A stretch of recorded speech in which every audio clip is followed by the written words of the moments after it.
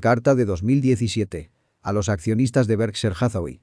La ganancia en el valor neto de Berkshire durante 2017 fue de 65.300 millones de dólares, lo que incrementó el valor contable por acción de nuestras acciones un 23%.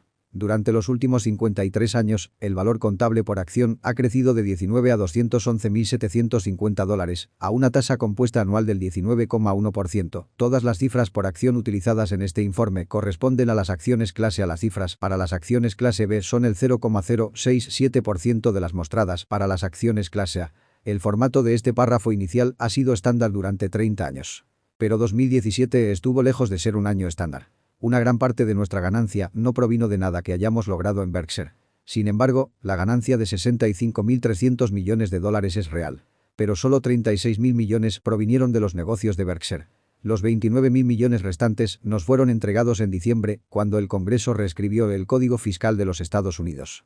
Después de exponer estos hechos fiscales, preferiría pasar directamente a discutir las operaciones de Berkshire. Pero, en otra interrupción más, debo primero informarles sobre una nueva regla contable que, en los futuros informes trimestrales y anuales, distorsionará gravemente las cifras de ingresos netos de Berkshire y muy a menudo inducirá a error a comentaristas e inversores. La nueva regla establece que el cambio neto en las ganancias y pérdidas no realizadas de las acciones que poseemos también debe incluirse en las cifras de beneficios netos que informemos. Eso producirá oscilaciones salvajes y caprichosas en nuestras ganancias contables. Berkshire tiene 170.000 millones de dólares en acciones negociables, además de nuestra participación en Kraft Heinz, y su valor puede fluctuar fácilmente en 10.000 millones de dólares o más en un trimestre. Incluir fluctuaciones de tal magnitud en los ingresos netos reportados eclipsará las cifras verdaderamente importantes que describen nuestro desempeño operativo. A efectos analíticos, la ganancia contable de Berkshire será inútil. La nueva regla agrava los problemas de comunicación que hemos tenido durante mucho tiempo al tratar con las ganancias o pérdidas realizadas que las normas contables nos obligan a incluir en nuestros ingresos netos. En comunicados de prensa anteriores, hemos advertido regularmente que no presten atención a estas ganancias realizadas, porque, al igual que nuestras ganancias no realizadas, fluctúan de manera aleatoria. Esto se debe, en gran medida, a que vendemos valores cuando consideramos que es la decisión más inteligente, no porque intentemos influir en los resultados de ninguna manera. Como resultado, a veces hemos informado ganancias realizadas sustanciales en un periodo en el que nuestro portafolio, en general, tuvo un desempeño pobre, o viceversa. Con la nueva regla contable, exacerbando la distorsión causada por las reglas existentes, nos esforzaremos cada trimestre en explicar los ajustes necesarios para que puedan interpretar correctamente nuestros datos. Sin embargo, los comentarios periodísticos casi siempre se centran en la variación interanual del ingreso neto según las normas contables. Por eso, los informes de los medios a veces destacan cifras que innecesariamente alarman o entusiasman a muchos lectores o espectadores. Intentaremos aliviar este problema continuando con nuestra práctica de publicar los informes financieros los viernes por la tarde, tras el cierre de los mercados. Esto permitirá contar con el máximo tiempo para analizar la información y dará a los profesionales de la inversión la oportunidad de ofrecer comentarios informados antes de la apertura de los mercados el lunes. No obstante, espero una considerable confusión entre los accionistas para quienes la contabilidad es un idioma extranjero. En Berkshire, lo que más importa son los aumentos en nuestra capacidad de generación de beneficios normalizada por acción. Ese es el indicador en el que Charlie Munger, mi socio de muchos años, y yo nos enfocamos, y esperamos que ustedes también lo hagan. Adquisiciones. Hay 4 pilares fundamentales que agregan valor a Berkshire. 1. Las adquisiciones de importantes empresas que no cotizan. 2. Adquisiciones complementarias que se integran con negocios que ya poseemos. 3. El crecimiento orgánico en ventas y la mejora de márgenes en nuestros muchos y variados negocios. Y 4. Ganancias por las inversiones de nuestra enorme cartera de acciones y bonos. Revisaremos ahora la actividad de adquisiciones de 2017. En nuestra búsqueda de nuevas empresas para comprar, las cualidades clave que buscamos son ventajas competitivas duraderas, unos gestores capaces y de alto nivel, un buen rendimiento sobre los activos tangibles netos necesarios para operar el negocio, oportunidades de crecimiento orgánico con retornos atractivos y, por último, un precio de compra razonable. Este último requisito resultó ser un obstáculo para casi todas las oportunidades que analizamos en 2017, porque los negocios decentes, aunque lejos de ser negocios espectaculares, alcanzaron precios máximos históricos. Esta fiebre de compras de empresas se debe, en parte, a que el cargo de CEO tiende a atraer a personas con una mentalidad de que todo es posible. Si los analistas de Wall Street o los miembros del Consejo de Administración sugieren a ese tipo de CEO que consideren posibles adquisiciones, es casi como decirle a un adolescente que se asegure de tener una vida sexual normal. Cuando un CEO desea con ansias cerrar un trato, nunca le faltarán proyecciones optimistas que justifiquen la compra. Sus subordinados lo animarán, pensando en que los niveles de compensación típicamente aumentan con el tamaño de la empresa. Los banqueros de inversión, al percibir enormes comisiones, también estarán aplaudiendo. Si el desempeño histórico de la empresa objetivo no justifica su adquisición, entonces se pronosticarán grandes sinergias. Las hojas de cálculo nunca decepcionan. La amplia disponibilidad de deuda extraordinariamente barata en 2017 impulsó aún más la actividad de compras. Después de todo, incluso una adquisición cara generalmente incrementará las ganancias por acción si se financia con deuda. En Berkshire, por el contrario, evaluamos las adquisiciones sobre la base de una financiación exclusivamente con capital, sabiendo que nuestro gusto por la deuda es muy limitado y que asignar una gran parte de nuestra deuda a cualquier negocio individual sería, en general, un error, salvo algunas excepciones, como la deuda dedicada al portafolio de préstamos de Clayton o a los compromisos en activos fijos en nuestras empresas de servicios regulados. Tampoco tomamos en cuenta, ni solemos encontrar, sinergias en nuestras evaluaciones. Nuestra aversión al apalancamiento ha reducido nuestros rendimientos a lo largo de los años. Pero Charlie y yo dormimos tranquilos. Ambos creemos que es una locura arriesgar lo que tienes y necesitas para obtener algo que no necesitas. Teníamos esta perspectiva hace 50 años, cuando cada uno dirigía una sociedad de inversión financiada por unos pocos amigos y familiares que confiaban en nosotros. Y seguimos manteniéndola hoy, después de que alrededor de 1 millón de socios se han unido a nosotros en Berkshire. A pesar de nuestra reciente sequía de adquisiciones, Charlie y yo creemos que, de vez en cuando, Berkshire tendrá oportunidades para realizar compras muy grandes. Mientras tanto, nos apegaremos a nuestra sencilla norma. Cuanto menor sea la prudencia con la que otros manejen sus asuntos, mayor debe ser la prudencia con la que manejemos los nuestros. El año pasado logramos realizar una compra sensata. Una participación del 38,6% en Pilot Flying, en adelante, PFJ. Con unos 20.000 millones de dólares en volumen anual, la compañía es, de lejos, el principal operador de centros de viaje del país. PFJ ha sido dirigida desde sus inicios por la extraordinaria familia Haslam. Jim Haslam comenzó con un sueño y una gasolinera hace 60 años. Ahora, su hijo, Jimmy, gestiona a 27.000 asociados en aproximadamente 750 ubicaciones en toda Norteamérica. Berkshire tiene un contrato para aumentar su participación en PFJ al 80% en 2023. Los miembros de la familia Haslam serán entonces propietarios del 20% restante. Berkshire está encantado de ser su socio. Pasemos ahora a las adquisiciones complementarias. Algunas de ellas fueron transacciones pequeñas que no detallaré. Sin embargo, aquí tienes un resumen de algunas compras más importantes cuyo cierre se extendió entre finales de 2016 y principios de 2018. Clayton Homes adquirió 2 empresas constructoras de viviendas tradicionales durante 2017, un movimiento que más que duplicó nuestra presencia en un sector al que ingresamos hace solo 3 años.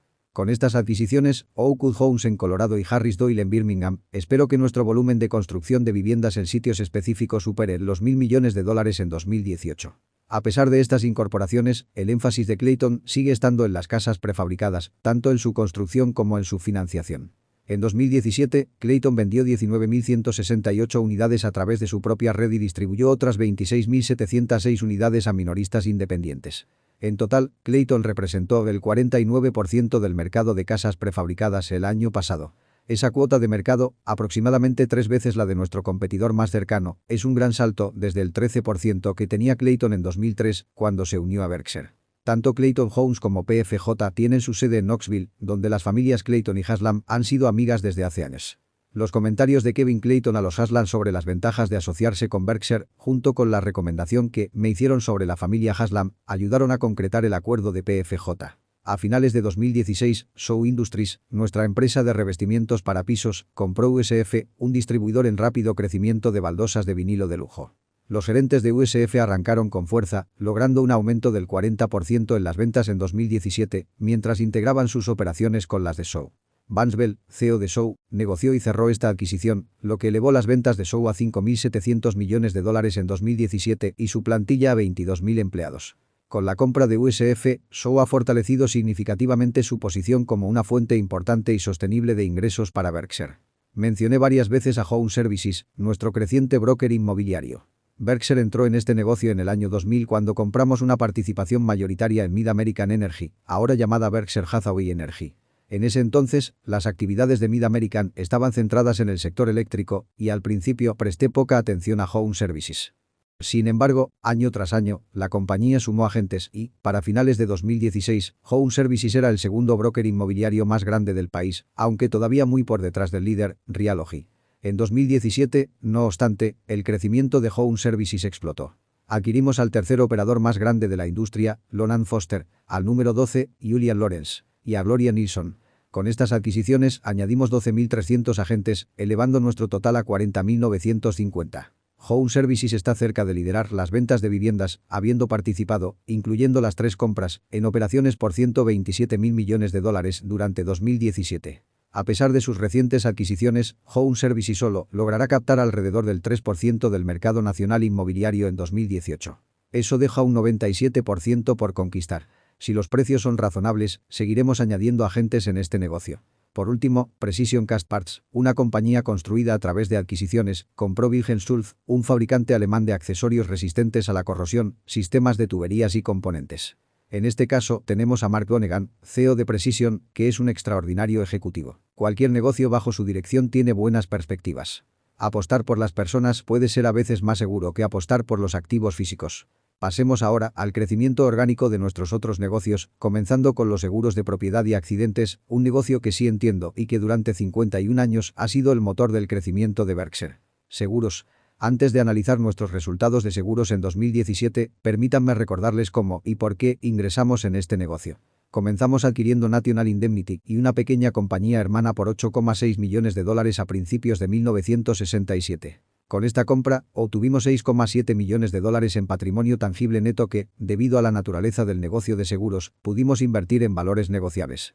Fue sencillo reorganizar la cartera en acciones que, de otro modo, habríamos poseído directamente en Berkshire. La prima de 1,9 millones de dólares sobre el patrimonio neto que pagó Berkshire nos permitió adquirir un negocio de seguros que, por lo general, generaba beneficios. Aún más importante, la operación de seguros incluía un capital flotante de 19,4 millones de dólares.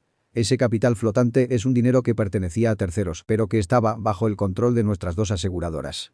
Desde entonces, el capital flotante ha sido de gran importancia para Berkshire. Cuando invertimos estos fondos, todos los dividendos, intereses y ganancias provenientes de su utilización pertenecen a Berkshire. Si perdemos, por supuesto, las pérdidas también corren por nuestra cuenta. El capital flotante se materializa en las aseguradoras de propiedad y accidentes de varias formas. Una es con las primas, que generalmente se pagan a la compañía por adelantado, mientras que las pérdidas ocurren a lo largo de la vigencia de la póliza, que usualmente es de 6 meses o un año. Aunque algunas pérdidas, como las reparaciones de automóviles, se pagan rápidamente, otras pueden tardar muchos años en manifestarse y aún más tiempo en evaluarse y resolverse. Los pagos por pérdidas a veces se extienden durante décadas, como en el caso de un empleado de uno de nuestros asegurados que sufre una lesión permanente y, posteriormente, requiere atención costosa durante toda su vida. El capital flotante generalmente crece a medida que aumenta el volumen de primas. Además, ciertas aseguradoras de propiedad y accidentes se especializan en líneas de negocio como la mala praxis médica o la responsabilidad por productos, áreas denominadas de cola larga en la jerga del sector, que generan mucho más flotante que, por ejemplo, las pólizas de automóviles y de viviendas. Berkshire ha sido líder en negocios de cola larga durante muchos años. En particular, nos hemos especializado en pólizas de reaseguro de gran tamaño, que nos llevan a asumir pérdidas de cola larga ya incurridas por otras aseguradoras de propiedad y accidentes. Como resultado de nuestro enfoque en este tipo de negocio, el crecimiento del capital flotante de Berkshire ha sido extraordinario. Actualmente, somos la segunda mayor compañía de propiedad y accidentes del país en términos de volumen de primas y, con gran diferencia, el líder en flotante. Ver tabla en el video. Nuestro volumen de 2017 se vio impulsado por un acuerdo enorme en el que reaseguramos a hasta 20.000 millones de dólares en pérdidas de cola larga que AIG había incurrido. Nuestra prima por esta póliza fue de 10.200 millones de dólares, un récord mundial que no volveremos a alcanzar. Por lo tanto, el volumen de primas disminuirá algo en 2018. El flotante probablemente aumentará lentamente durante al menos algunos años. Cuando experimentemos una disminución, será modesta, de un máximo del 3% aproximadamente en cualquier año. A diferencia de los depósitos bancarios o las pólizas de seguro de vida que incluyen opciones de rescate, nuestro capital flotante no puede retirarse. Esto significa que las compañías de seguros de propiedad y accidentes no pueden sufrir corridas masivas en tiempos de tensión financiera generalizada, una característica de gran importancia para Berkshire que incorporamos en nuestras decisiones de inversión. Charlie y yo nunca gestionaremos Berkshire de forma tal que dependa de la bondad de extraños, ni siquiera de amigos que puedan estar enfrentando sus propios problemas de liquidez. Durante la crisis de 2008 y 2009, nos gustaba tener letras del tesoro, muchas letras del tesoro, que nos protegían de tener que depender de fuentes de financiamiento como líneas bancarias o papel comercial. Hemos diseñado Berkshire de una manera que le permita soportar cómodamente crisis económicas, incluyendo casos extremos como un cierre prolongado del mercado. El inconveniente del flotante es que conlleva riesgos, a veces enormes. Lo que parece predecible en el negocio de los seguros puede resultar ser cualquier cosa menos eso. Tomemos el famoso mercado de seguros Joyce, que produjo resultados decentes durante 3 siglos. Sin embargo, en la década de 1980 surgieron enormes problemas latentes en algunas líneas de seguros de cola larga que amenazaron, durante un tiempo, con destruir esta compañía histórica. Los gerentes de seguros de Berkshire son conservadores y operan en una cultura que desde hace mucho tiempo prioriza esa cualidad. Ese comportamiento disciplinado ha producido beneficios en la mayoría de los años, y en tales casos, nuestro costo del flotante fue menor que cero. En efecto, nos pagaron por mantener las enormes sumas detalladas en la tabla anterior. Sin embargo, hemos tenido suerte en los últimos años y el periodo con pocas catástrofes que estaba experimentando la industria no era normal. El pasado septiembre confirmó ese punto, ya que 3 huracanes significativos golpearon Texas, Florida y Puerto Rico. Estimo, en este momento, que las pérdidas aseguradas derivadas de los huracanes ascienden a unos 100.000 millones de dólares. Sin embargo, esa cifra podría estar muy lejos de la realidad. El patrón con la mayoría de las megacatástrofes ha sido que las estimaciones iniciales de pérdidas resultan bajas. Las reservas de pérdidas de un asegurador son similares a un examen autoevaluado. La ignorancia, el pensamiento ilusorio o, en ocasiones, el fraude descarado pueden proporcionar cifras inexactas sobre la condición financiera de un asegurador durante mucho tiempo. Actualmente estimamos que las pérdidas de Berkshire por los 3 huracanes ascienden a 3.000 millones de dólares. Nuestra pérdida por los 3 huracanes redujo el valor neto contable de Berkshire en menos del 1%. En otros lugares de la industria del reaseguro, hubo muchas antes de 2017, Berkshire había registrado 14 años consecutivos de beneficios por suscripción de primas, que totalizaron 28.300 millones de dólares antes de impuestos. Les he dicho regularmente que espero que Berkshire obtenga un beneficio en suscripción en la mayoría de los años, pero también que experimente pérdidas ocasionalmente. Mi advertencia se materializó en 2017, cuando perdimos 3.200 millones de dólares antes de impuestos. Durante muchos años, esta carta ha descrito las actividades de los muchos otros negocios de Berkshire. Esa discusión se ha vuelto tanto repetitiva como parcialmente redundante con la información que se incluye en otra parte del informe que sigue a esta carta. Por lo tanto, este año les ofreceré un resumen simple de nuestras docenas de negocios no relacionados con seguros.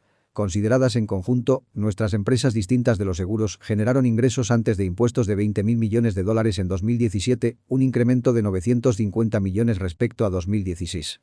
Aproximadamente el 44% de las ganancias de 2017 provino de 2 subsidiarias. BNSF, nuestra empresa ferroviaria, y Berkshire Hathaway Energy, de la cual poseemos el 90,2%. Nuestras siguientes 5 empresas no relacionadas con seguros, clasificadas por ingresos, pero presentadas aquí en orden alfabético, son Clayton Homes, International Metalworking, Lubrizol, Marmon y Precision Castparts. Obtuvieron en conjunto ingresos antes de impuestos de 5.500 millones en 2017, cifra que apenas varió respecto a los 5.400 millones que estas empresas ganaron en 2016. Las siguientes 5, clasificadas y enumeradas de manera similar son Forest River, Jones Manville, Mytec, Shaw Industries y TT. Juntas generaron 2.100 millones de dólares el año pasado, frente a 1.700 millones de 2016. El resto de los negocios propiedad de Berkshire registraron un cambio mínimo en sus ingresos antes de impuestos, que fueron de 3.700 millones en 2017 frente a 3.500 millones en 2016. Los cargos por depreciación de todos estos negocios sumaron 7.600 millones y los gastos de capital fueron de 11.500 millones. Berkshire siempre busca formas de expandir sus negocios e incurre regularmente en gastos de capital que superan con creces sus cargos por depreciación. Casi el 90% de nuestras inversiones se realiza en Estados Unidos. Además, hubo cargos por amortización de 1.300 millones de dólares. Para mí, en gran medida, este concepto no es un verdadero coste económico. Pero, compensando en parte esta buena noticia, está el hecho de que BNSF, como todos los ferrocarriles, registra cargos por depreciación que están muy por debajo de las cantidades regularmente necesarias para mantener el ferrocarril en óptimas condiciones. El objetivo de Berkshire es aumentar sustancialmente las ganancias de su grupo no relacionado con seguros. Para que esto suceda, necesitaremos realizar una o más adquisiciones de gran envergadura. Al cierre del año, Berkshire tenía 116.000 millones de dólares en efectivo y letras del Tesoro de Estados Unidos, frente a 86.400 millones de dólares al cierre de 2016. Esta extraordinaria liquidez genera solo una fracción mínima de rendimiento y está muy por encima del nivel que Charlie y yo deseamos que tenga Berkshire. Nuestras sonrisas se ampliarán cuando hayamos redistribuido los fondos excedentes de Berkshire en activos más productivos.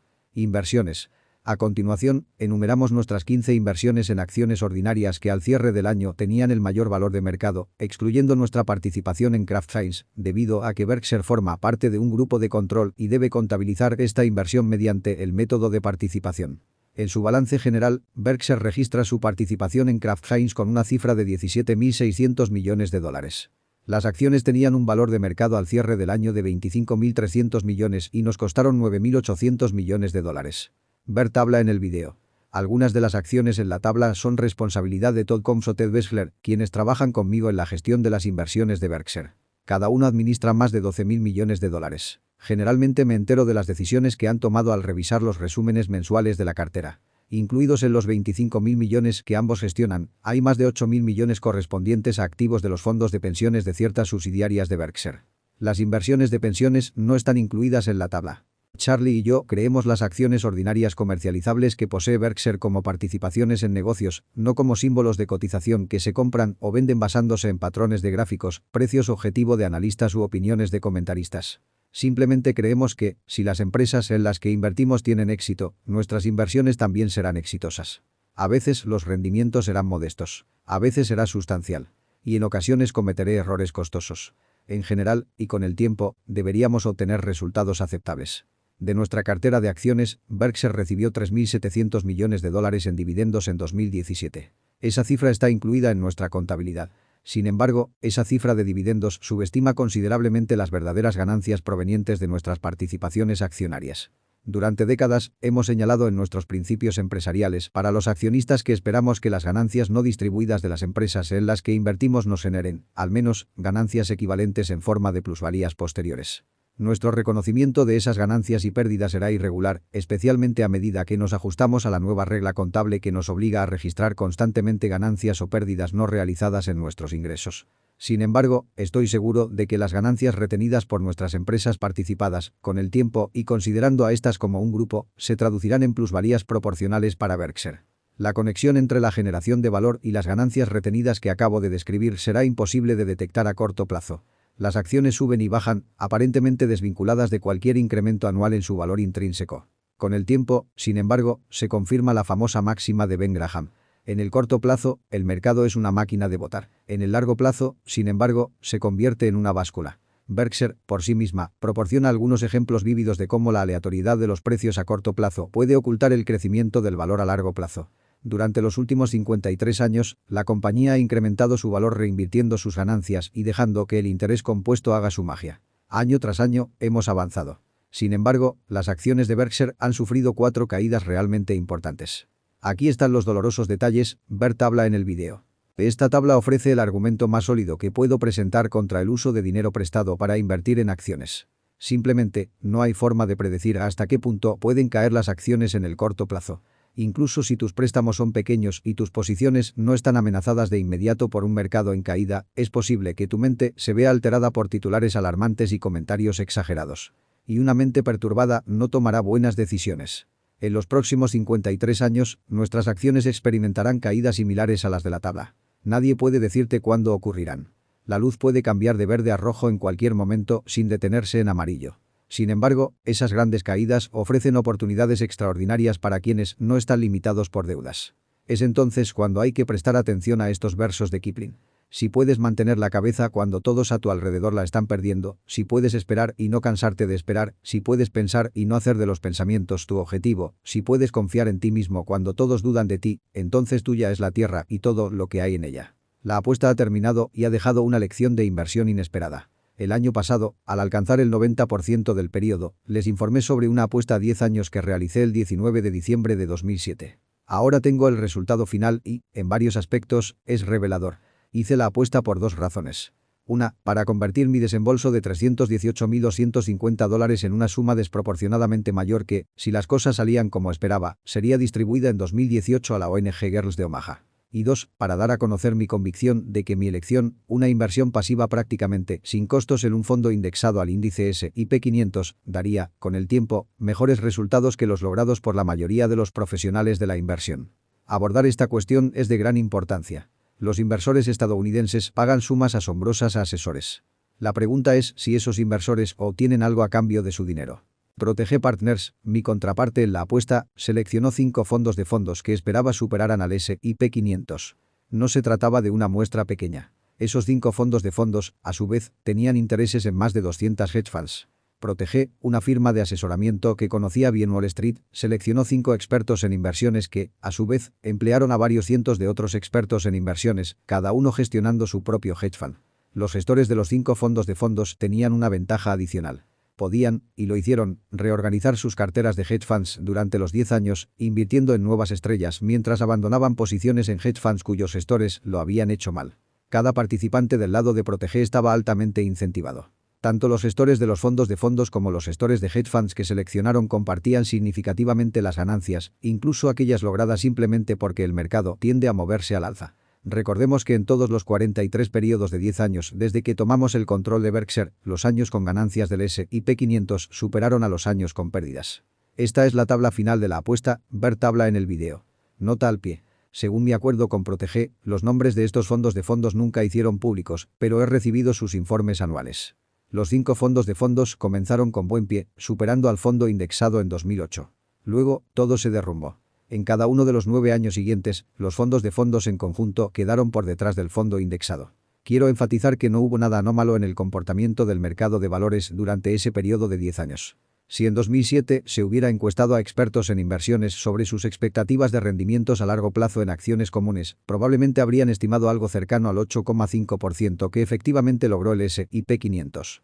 Hacer dinero en ese entorno debería haber sido fácil. La rentabilidad va y viene, pero las comisiones nunca fallan. La apuesta reveló que, aunque los mercados suelen ser racionales, ocasionalmente hacen cosas absurdas. Aprovechar las oportunidades que surgen en esos momentos no requiere una gran inteligencia ni un título en economía. Lo que se necesita en esas circunstancias es la capacidad de ignorar los miedos o entusiasmos colectivos y centrarse en unos pocos fundamentos simples. También es esencial estar dispuesto a parecer poco imaginativo durante un periodo prolongado o incluso parecer tonto. Originalmente, Protege y yo financiamos cada uno nuestra parte del premio final de $1 millón, comprando 500.000 de valor nominal en bonos del Tesoro de Estados Unidos de cupón cero. Estos bonos nos costaron a cada uno $318.250. Esos bonos no pagaban intereses, pero como se compraron con descuento, daban un rendimiento anual del 4,56% si se mantenían hasta su vencimiento. Protege y yo originalmente planeamos contabilizar los rendimientos anuales y distribuir $1 millón a la organización benéfica ganadora cuando los bonos vencieran a finales de 2017. Sin embargo, tras nuestra compra, pasaron cosas muy extrañas en el mercado de bonos. En noviembre de 2012, nuestros bonos, con unos 5 años antes de su vencimiento, se vendían al 95,7% de su valor nominal. A ese precio, su rendimiento anual al vencimiento era inferior al 1%. Dado ese retorno patético, nuestros bonos se habían convertido en una inversión tonta en comparación con las acciones estadounidenses. Con el tiempo, el S&P 500 ha dado un rendimiento anual de más del 10%. En noviembre de 2012, al considerar todo esto, el retorno en efectivo por dividendos del S&P 500 era del 2,5% anual, casi el triple del rendimiento de nuestro bono del Tesoro. Además, esos dividendos casi seguro que aumentarían. Y, como ha sido el caso desde 1776, independientemente de los problemas del momento, la economía estadounidense avanzaría. A finales de 2012, ante la enorme disparidad de valoración entre bonos y acciones, Protege y yo acordamos vender los bonos y usar el dinero para comprar 11.200 acciones clase B de Berkshire.